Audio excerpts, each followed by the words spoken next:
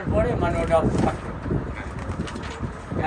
পাইতে আগে বেরিয়ে গেছে ময়লা সব বেরিয়ে গেছে। মানে মার্বেলের না না আচ্ছা আসসালামু আলাইকুম ওয়া রাহমাতুল্লাহি ওয়া বারাকাতুহু। সম্মানিত দেশবাসী, আমি cancer specialist doctor SM. Sarwar আপনাদেরকে একজন ক্যান্সার রোগীর সাথে পরিচয় করে দিই, আপনার যে ক্যান্সার রোগ থেকে মুক্তি লাভ করছে। আপনার নাম কি? ওর নাম মোহাম্মদ ফুকন খান। আপনার পিতার নাম? সুলতান সুলতান খান। আপনার মায়ের নাম? হাজেরা হাজারা বেগম। আপনার গ্রামের নাম কি? বাড়িতে বারুইখালী। আপনার পোস্ট অফিস?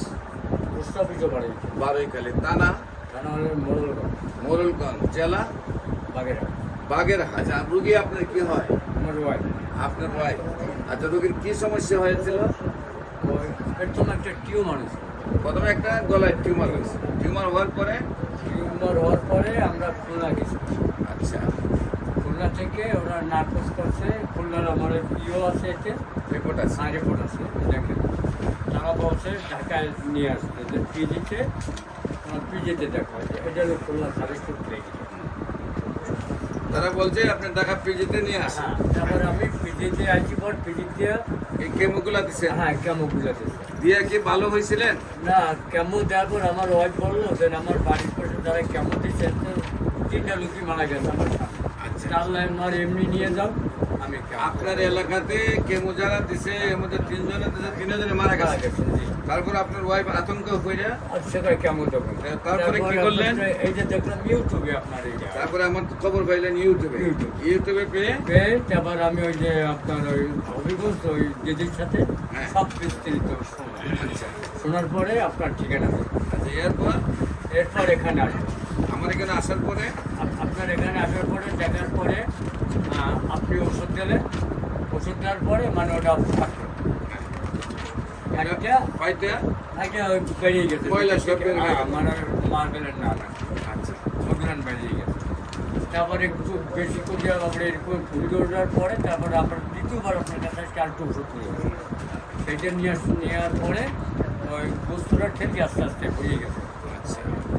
আর এখন ঘাটা শুকাইলে উপরে আনলাম কয় মাস হয়েছে? 1 মাস 1 মাস। এমনকি চিনে না লেভেল হয়ে গেছে। হ্যাঁ চিনে লেভেল হয়ে গেছে। আপনি এই রিপোর্টগুলোতে আপনার কত টাকা খরচ হয়েছে?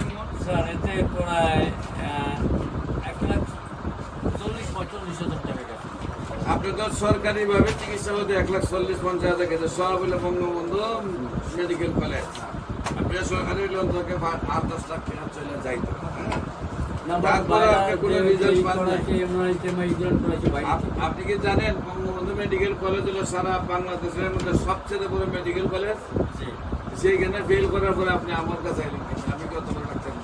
না ডাক্তার না কিন্তু ইউটিউবে দেখে আমাদের তো চিন্তা করছে এখন লাস্টে কি করবো তাহলে বিশ্বাসের পরে অসহায় হয়ে গেছেন। তারপরে ফোনে পাইয়া তারপর ওই দিদির কাছে সম্মানিত দেশবাসী, মাত্র অনলি 1 মাস চিকিৎসা করেছে। সেইখানে টিউমার নেই, ময়লা নেই, ইনফেকশন নেই, এখন লেভেল হয়ে গেছে। আল্লাহর অশেষ রহমতে 4 মাস এবং সে শারীরিকভাবে সুস্থ আছে।